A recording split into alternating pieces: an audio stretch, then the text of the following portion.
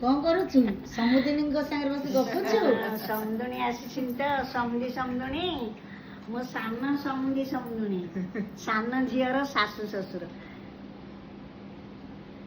ସେମାନେ ବାରିପଦା ଲୋକ। ମୋ ସମୁଦୁଣୀ ଯେତେବେଳେ ମୋ ଝିଅ ବାହା ହେଲା ସେତେବେଳେ ବି ମୁଁ ତାଙ୍କୁ ବହୁତ ଭଲ ପାଇଥିଲି। ମୋ ସମୁଦୁଣୀକି ମୋ ସାନ ଭଉଣୀ ଭଳିଆ ମୁଁ ଭାବେ, ବହୁତ ସ୍ନେହ କରେ।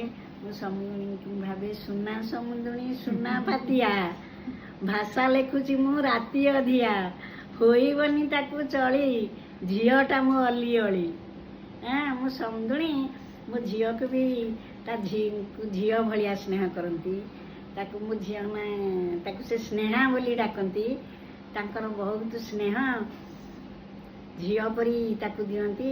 ଭଗବାନ ସମସ୍ତଙ୍କୁ ଏମିତି ଶାଶୁ ଶ୍ୱଶୁର ଦିଅନ୍ତୁ, ସେମାନେ ଝିଅ ପରିକା ସେମାନଙ୍କ ବୋହୂକୁ ଭାବନ୍ତୁ।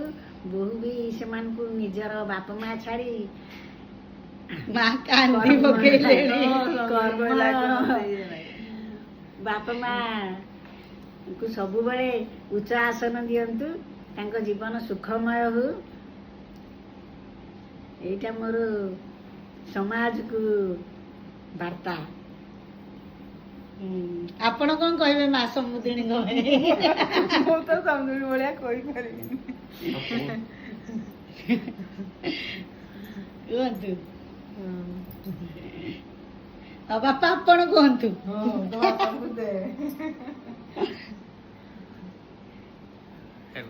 ଆଗରୁ ସିନା କରିଥିଲେ ଭଲ ହେଇଥାନ୍ତା। ବାପା କୁହନ୍ତୁ। ମୁଁ ସନ୍ତୋଷ କୁମାର କଟୁଆଳ, ଘର ବାରିପଦା। ଯେ ଆମେ ଆଜି ଆସିଛୁ ଆମର ସମୁଦିନୀ ଘରକୁ। ସେମାନେ ରହୁଛନ୍ତି ଭୁବନେଶ୍ୱରରେ, ପୁଅ ତାଙ୍କର ସର୍ଭିସ୍। ଆଉ ସେମାନେ ବର୍ତ୍ତମାନ ସମୁଦି ଆମର ହେଉଛନ୍ତି ଡକ୍ଟର ବସନ୍ତ କୁମାର ବେହେରା, ଭୁବନ, ଘର ତାଙ୍କର ଭୁବନ। ଏବେ ସେମାନେ ସମୁଦି ଆଉ ସମୁଦଣୀ, ହଁ ସମୁଦଣୀଙ୍କ ନାମ ହେଉଛି ପ୍ରତିମା ରାଓ। ସମୁଦି ଭଲ ଲୋକ, ସମୁଦୁଣୀଟା ବାକି ଟିକେ ଖଳେ।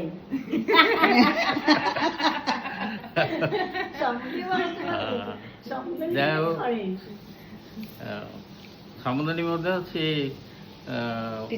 ଟିଚର ରିଟାୟାର୍ଡ କରିଛନ୍ତି, ଉଭୟ ରିଟାୟାର୍ଡ କରିଛନ୍ତି। ଇଏ ଡକ୍ଟର ରିଟାୟାର୍ଡ କରିଛନ୍ତି। ଆଉ ମୁଁ ମଧ୍ୟ ବାରିପଦାର